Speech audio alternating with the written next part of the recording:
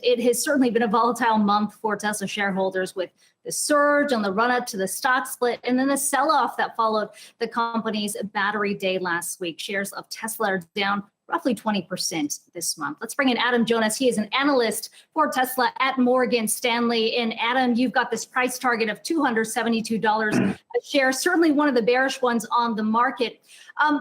You've had an equal weight rating, though, on the stock. So help me square the two here. A pretty bearish call with $272 a share, but still an equal weight. Yeah, I mean, the range of outcomes for Tesla is very wide. We're kind of gasping for breath as, frankly, the retail investors got this right. I think the long-term software, internet, tech-oriented investor that is comping this company versus a range of other 25 or 30 or 40 or 50% CAGR companies, that's the lens to use. And we need to see, in order to get our target substantially above where we are today, we have to keep working with I kind of need to be a community organizer and keep working with our battery people, our tech and internet experts to stay ahead of the curve. And it does take industrial kind of crusty folks like myself out of their comfort zone. So look, our bull case is 527. To get there, I need him to sell about 5 or 6 million units a year by 2030. That's about double what we currently forecast. But to go higher than that, and frankly, investors we're talking to, they want to add a zero to this thing and think that Tesla can be the most valuable company in the world. And to do that, you ain't doing it with cars. You got to go to units times price. You got to go software as a service. You need full autonomy. And those are things we think investors need more evidence of, particularly on autonomy, where we think it's still massively overhyped. We need more evidence there for investors to be compensated.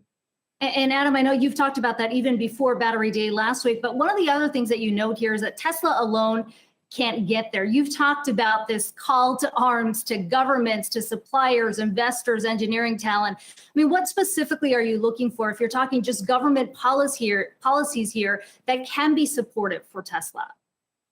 I mean, look, coming out of COVID, governments are left with kind of closer to social disorder and unrest, if not actually seeing it. They're left with potentially structurally higher unemployment or higher for longer.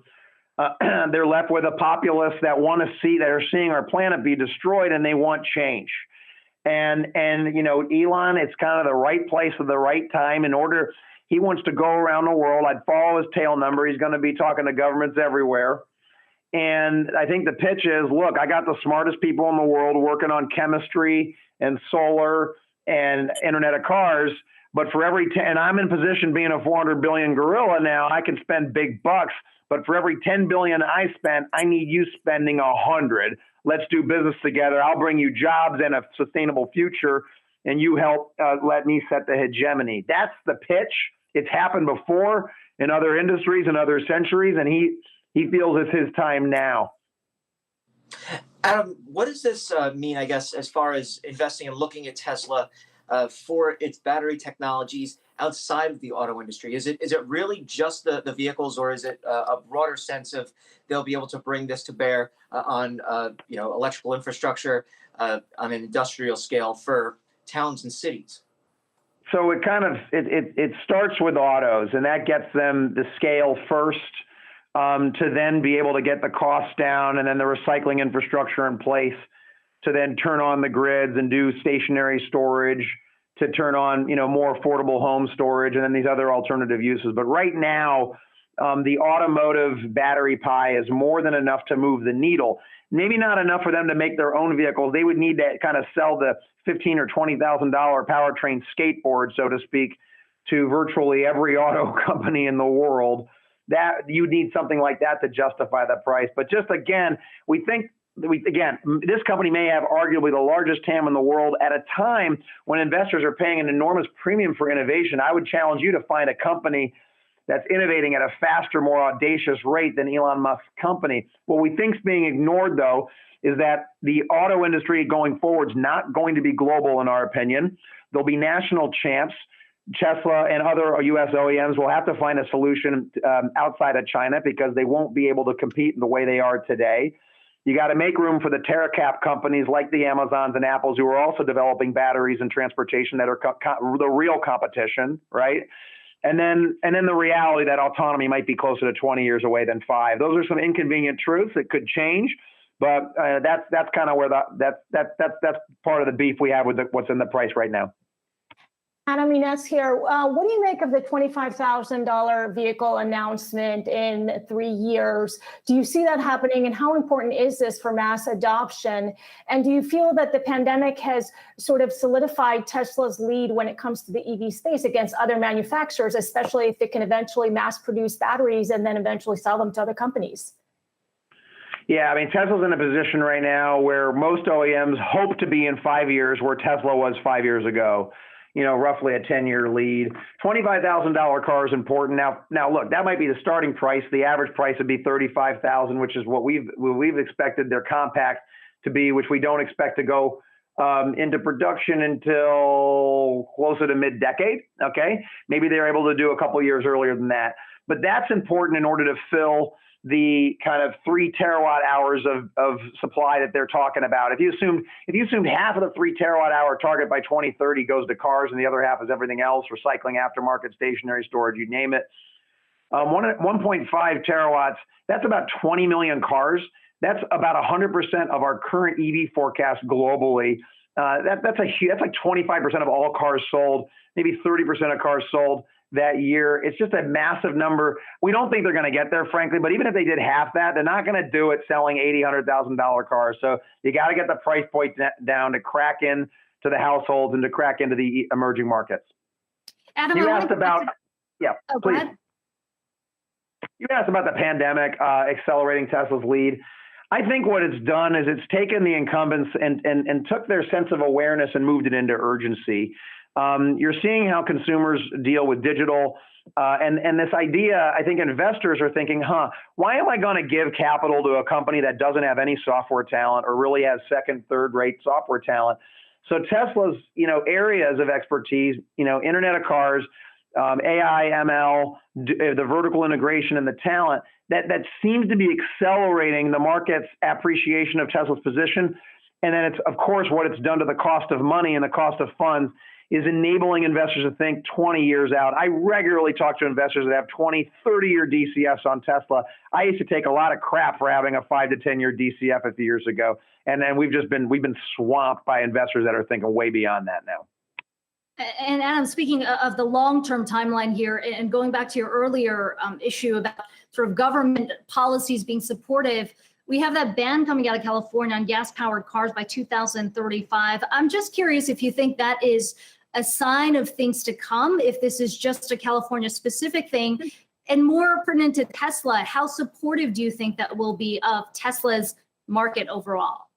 It ain't just California. Of course, California is way bigger than that. And by the time we get to 2035, you can imagine all the cities that would have outlawed not just the sale of internal combustion, but the use of internal combustion. I'd say most, if not all, major cities in California would have long abolished the use in central business districts. So listen, we're talking the 5th largest economy in the world.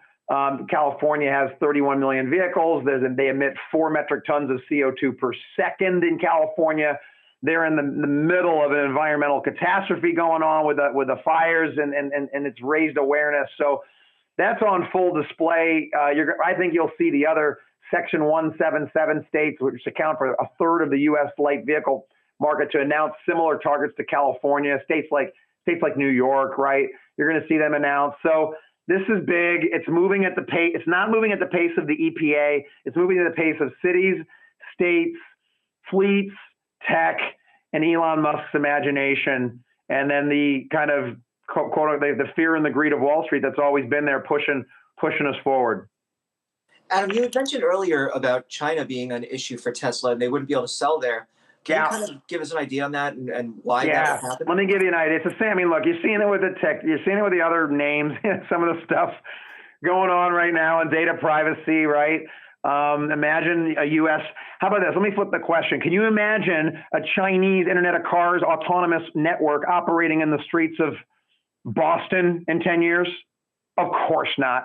Wake up. It's not happening. And so this idea that the Chinese aren't allowed to use AI network, machine learning, data privacy networks in the States, but it's okay for us to do there is just a fallacy, in our opinion. It's not in step with the national security discussion that we're having with our intelligence community contacts when we talk about AI, cyber, and space. We think that Elon's been invited in, and then he realizes that over time, things will change. There could still be an umbilicus where Tesla could own a stake in a listed entity. Your guess is as good as mine in China, but we do think that all U.S. companies, it's not a Tesla-specific issue, will be walled off from knowing where the party is operating in China and where people are going and what they're doing and what their tastes are, just like you don't see that kind of freedom in other IoT and data networks between Sino and U.S. counterparties at this point. Does that make sense? Yeah, I mean, Adam, that makes sense, but I guess that begs a follow. Does your $272 price target factor in that potential pullback from China? Yeah, it does. We have China sales peaking middle of the decade and then going down and X growth by the year 2027, and then a steady decline, and then eventually nothing after 2030. After 2030. Finally, another stock that you cover closely, Virgin Galactic, a big mover in the session today, up more than 20% after BofA and Susquehanna initiated coverage on the stock with a buy rating. How much more upside do you think there is on that stock?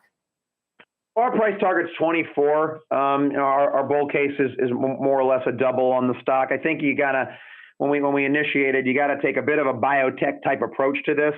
Space is hard. Putting humans in space is even harder. There are probabilities that things could go wrong. There's real tech, but I think similar to what Tesla's doing, though, they're in a position in a scarce point in the market where you kind of got the SpaceX's and Blue Origins, and they're in that kind of discussion, able to bring in capital, very attractively priced, and talent.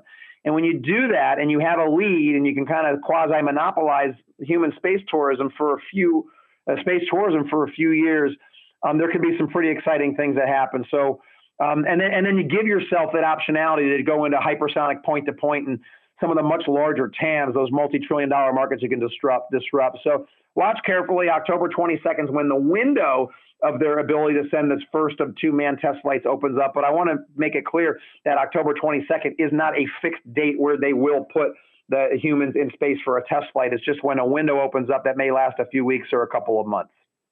Okay, we'll be tracking that very closely. Hope to have you back on the show then. Adam Jonas joining us from Morgan Stanley. Great to have you on today. Thank you.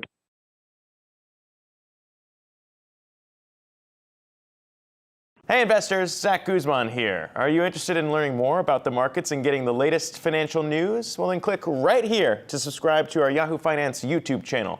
Get the latest up-to-the-minute market analysis, big interviews in the world of finance, and information on how to manage your money every day wherever you are.